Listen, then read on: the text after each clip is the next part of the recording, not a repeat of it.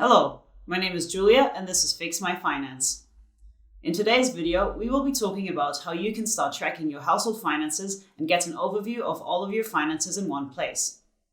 By looking at all of your income and expenditure sources, it can help you to actively start saving money. If you struggle to save at the end of the month and you're not sure what you're spending most of your income on, this video is for you. I will take you through my personal household budgeting spreadsheet, which you can find linked in the description down below, and show you how I personally use this tool to track my finances. By getting an overview of all your finances in one place, you can identify what your biggest expenses are and where you may be able to cut back to actively start saving. So, let's fix some finances. Tracking all your income and expenditure sources every month is the first step to take control of your finances. It will give you an overview of where your money is flowing every month and an understanding of how to manage your money going forward. This is because everything that is measurable is actionable. On the flip side, if we simply live paycheck to paycheck every month and never take a deeper look at our finances, we don't know what proportion of our monthly expenses is going to different things, like rent, bills, or transportation. This is even more complicated if you're also paying off all debts, like a car loan or credit cards. In these situations, it is likely that you're struggling to save if you simply save anything that is left over at the end of the month, if anything. Getting an overview of your financial situation, paying back existing debts, and setting monthly savings goals will allow you to build an emergency fund and actively start building your net worth. In the UK, there are various apps you can automatically use to start tracking your expenditure. The advantage here is that if you have these on your smartphone, you can always keep an eye on your spending.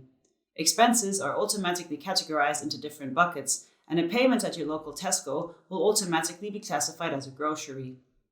One of the most known apps here is You Need a Budget, YNAB. The disadvantage is that it costs $84 a year. It does, however, have a free trial for the first 34 days. Similar apps in the UK are the Money Dashboard, Emma, and Yolt. Many challenger banks like Monzo and Starling also allow you to easily track your spending. However, this will be limited to spending done with that bank's credit card. Personally, I have used the Money Dashboard and Monzo in the past. However, I am a strong proponent of using a budgeting spreadsheet, at least at the start of your journey to manage your finances. By going through each line item and figuring out how much you spend everywhere, a budgeting spreadsheet like the one we will cover will cause you to dig much deeper into your finances. This will help you gain a solid understanding of your financial situation, and in my opinion is a prerequisite for taking control of your financial future and start building a path to financial success. So let's have a look at how I have set up my household budgeting tracker, how I use it, and how you can too. Alright, so here we have it. This is our spreadsheet, and as you can see, it is set up to track your household finances for 2020. Of course, you could just as easily use this retrospectively for 2019 if you wanted to. That is up to you. Now we have three main inputs into the sheet. In row 6, we have a whole category on all our income sources. Then we can see in row 15, we have all our fixed expenditure sources. And in row 48, we have all our flexible expenditure sources. In row 63, we then tally up all the expenditure sources and show what the breakdown is in terms of fixed and flexible expenditure. And perhaps most importantly, row 67 shows you your net monthly surplus or deficit. And as we will get on into later, this is actually after already making provisions for monthly savings, because I include monthly savings in my fixed expenditure sources. And then at the bottom of the sheet, we also have a chart that looks something like this, and it tracks your trends over time in these three main categories. So income, fixed and flexible expenditure sources. And it's an easy way to see if there have been any step changes in any of these buckets. And then if there have, you can obviously dig deeper into it by just looking at the actual category itself and figure out what changed. Now, to give you a better understanding of how this actually works, I will look at my own household finance overview for 2019 and how I used this last year every single month to track my finances. So as you can see, this is it. And we will start with my income sources. My income sources were purely based on my net income that I've taken from my job. And this was £2,400 per month, every single month with no change. I do not have any children or other dependents, so I don't receive any state benefits. I also don't receive any dividend or interest income at the moment. And I'm only 27, so I also haven't started to draw down on my pension. Therefore, my total income was £2,400 per month every single month for the last year. Now, moving on to our fixed expenditure sources in row 15, the first and biggest one is all around housing. My biggest expense is my rent, and that was £700 per month up until the month of April, when it went up to £950 per month. And this is because me and my partner decided to move flats. This also explains the difference in terms of council tax, electricity, gas, and water, which all changed around that time between sort of March and April, as you can see on the sheet. Now, given that I'm not a homeowner, I do not have any home insurance. And just to be aware, council tax might be specific to London, and people not living in London might not have this expense.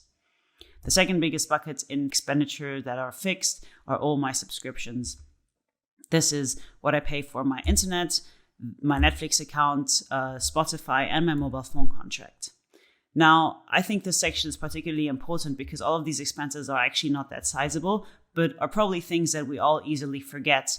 And actually, if you add them up, I spend around £64 per month on these cumulatively. And so it is quite a sizable chunk of my expenses every single month. Now, the next category, which is savings and investments, is my favorite and also the one that I deem to be most important. So as you can see, I've put savings and investments as my fixed expenses. And I fundamentally believe that this is really, really important and should happen right after things like housing and utilities. Because if you don't pay into your savings right at the start of the month and, treat it as a fixed expense that isn't really an option, then you're more likely to end the month without any sort of budgeted savings. So my savings are £250 every single month into an emergency fund. I believe that you should start building an emergency fund, which is the first step to financial freedom, and it should roughly be the size of 3 months worth of expenditures. The second one is my stocks and shares ISA contribution. So every single month I've been paying £500 into stocks and shares ISA, which is a great way of tax-free investing. And then the last one is my travel fund, which I've paid into £50 per month. And it's basically for when I want to go on holiday, so that I build that fund up front and I don't have to run the risk of sort of spending more than my monthly income that month if I'm on holiday. And the last fixed expense is transportation for me. And given that I live in London, I don't own a car, so most of these don't apply to me. I don't have car finance, I don't have car insurance, don't have maintenance, and don't pay for fuel. I do pay around £30 now for public transportation, which is the tube or the train. And that is because since I moved, I live much closer to sort of work and I can cycle a lot more than I used to. Now, I don't have any ongoing debt repayments out of my net income, but if you do, you might want to include these here. This brings me to a total fixed expenditure between £1,794 and £1,957 per month. Moving on to my flexible expenditure sources, I distinguish between necessities and luxuries, where necessities are groceries and toiletries, and luxuries will be sort of any entertainment like going out to restaurants, bars, cinemas, coffees, and other things. For necessities, I budget for around £100 per month on groceries, so food and drink, and about £5 for toiletries.